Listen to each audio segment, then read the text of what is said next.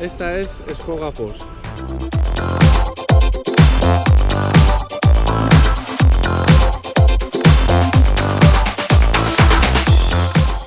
Esta es la cascada más caudalosa de Islandia. Se llama Detifoss.